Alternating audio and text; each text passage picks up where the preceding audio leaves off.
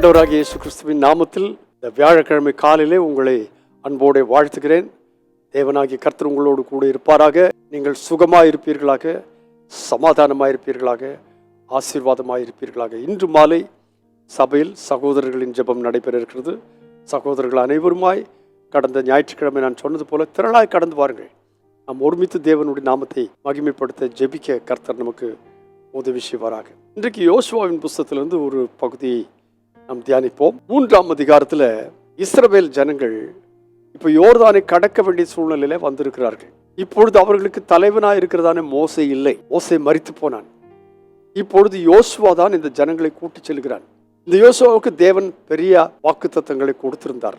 இப்பொழுது இந்த ஜனங்களை கூட்டி கொண்டு நடந்து செல்லும் பொழுது யோர்தான் நதியின் இக்கரைக்கு வந்தார்கள். அங்கே பார்க்கும் பொழுது யோர்தான் நதி அறுப்பு காலத்துல கரை புரண்டு ஓடும். இந்த யோர்தானை கடந்து சென்றுதான் வாக்குத்தத்த தேசத்துக்கு போனோம். கரை புரண்டு ஓடுகிற யோர்தானுக்கு முன்பதாக என்ன செய்ய முடியும்? ஆனால் தேவன் அவனுக்கு நல்ல ஒரு ஸ்ட்ராட்டஜி, திட்டத்தை கொடுத்தார். ஜனங்கள் எல்லாருக்கும் முன்பதாக ஆசாரியர்கள் உடன்படிக்கை பெட்டி சுமந்து கொண்டு செல்லட்டும் என்று சொன்னார். அதற்கு முன்னதாக அவனுக்கு ஒரு வாக்குத்தத்தத்தை கொடுத்தார். 7ஆம் வசனத்தில் சொல்லியிருக்கிறது, உடன்படிக்கை எடுத்துக்கொண்டு ஜனங்களுக்கு முன்பாக நடந்து போங்கள் என்று சொல்லி கட்டளையிட்டான் ஆசாரியர்களுக்கு.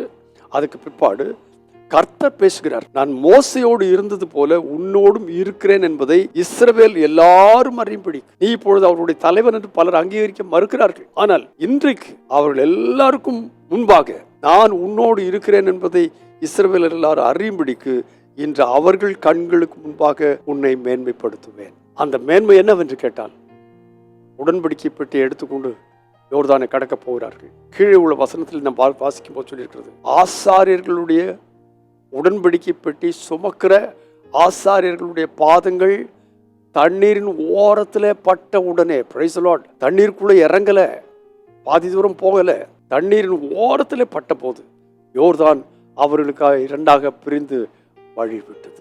அந்த இடத்துல தேவனாகிய கர்த்தர் யோசுவாவை கனப்படுத்தினார். இந்த காலை வேளையில உடன்படிக்கை பெட்டி சுமந்துக்கிறவர்களாய் நீங்கள் கடந்து சென்றால், அதை பற்றி நான் முன்னதாக பேசியிருக்கிறேன். உடன்படிக்கை சுமந்து கொண்டு நீங்கள் கடந்து சென்றால் உங்களுக்கு முன்பாக யோர்தான் ஒரு பெரிய காரியமாக இருக்காது.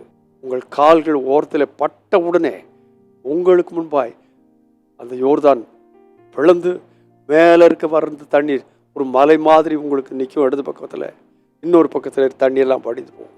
நீங்களோ உலர்ந்த தரை வழியாய் நடந்து போவீர்கள். இதை இந்த நாளிலே கர்த்தர் உங்கள் வாழ்க்கையிலே செய்வாராக. பரிசுத்த பிதாவை இயேசு கிறிஸ்துவின் நாமத்தினாலே கரை புரண்டு ஓடுகிறதான வெள்ளங்கள் வந்தாலும் நாங்கள் சுமக்கிற உடன்படிக்கை பெட்டி எங்களுக்கு முன்பாய் வழிகளை ஏற்படுத்தும் என்று அறிந்து மறவாமல் உடன்படிக்கை பெட்டி சுமந்து செல்ல எங்களுக்கு நீர் உதவி செய்யும். எங்கள் ஒவ்வொருவரின் ஆசாரியர்களாய் லேவியராய் மாற்றி வைத்திருக்கிறீர்.